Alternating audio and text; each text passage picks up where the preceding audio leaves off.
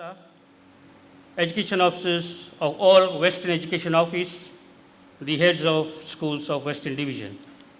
Good morning to one and all.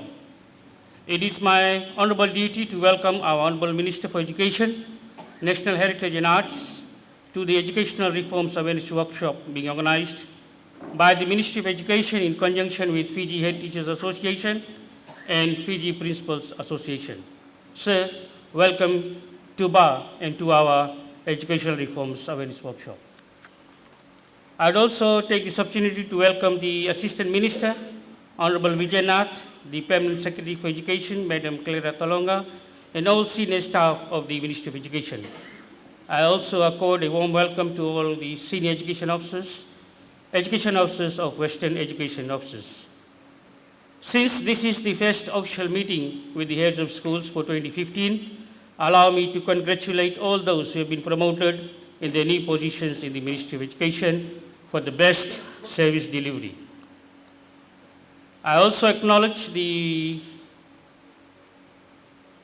Minister of Education, National Heritage Arts for emphasizing on the free textbook scheme, bus fare vouchers, reducing the paperwork by 60%, reintroducing the Year 6 exams and Year 10 exams, and providing standardized exams for our children.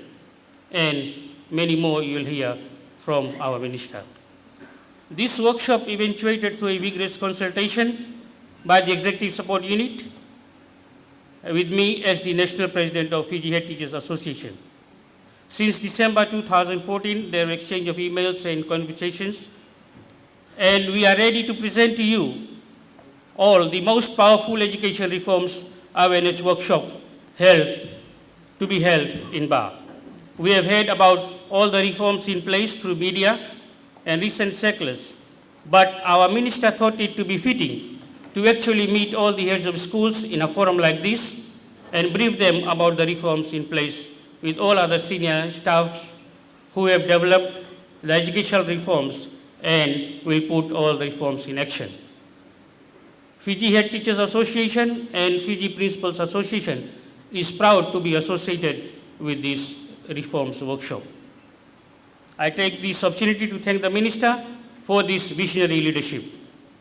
BA itself is a warm place. As we move on, it may become much warmer.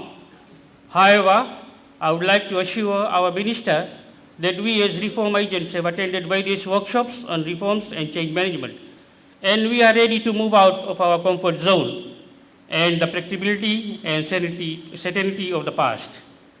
At the root of this sense is fear of uncertainty and fear of change. That is why reforms at times are challenging but not difficult. However, reforms would lead to greater opportunities in our profession and for our school. The management for change is extremely important responsibility for school leaders. Schools are constantly changing due to forces within and outside the school. It is therefore important that school leaders introduce and implement a variety of programs to drive change within the school. Allow me to highlight three important components of school leadership.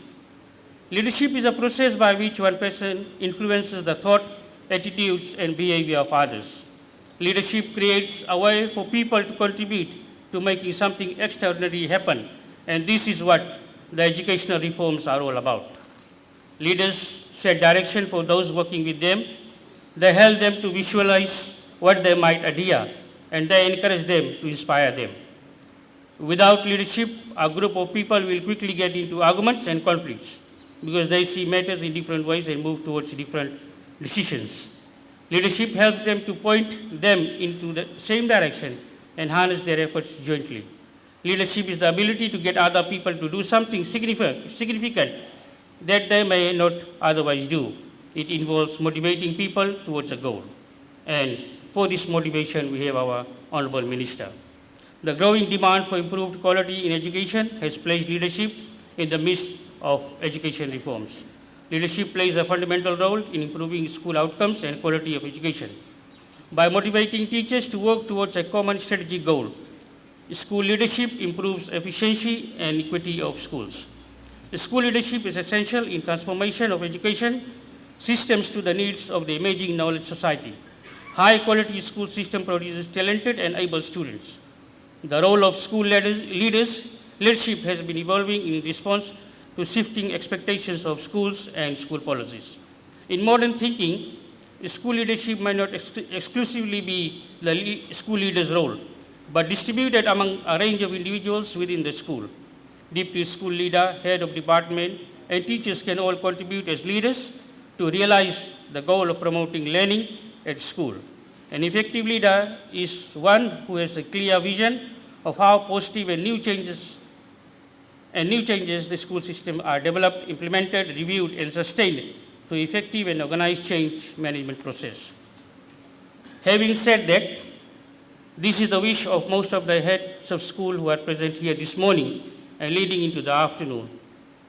We are looking forward to be refreshed with the behavioral management policy, clear guidelines on examinations, the scope of work that needs to be covered, the status of LANA, the metrics applied for promotions. You might have heard about this very recently.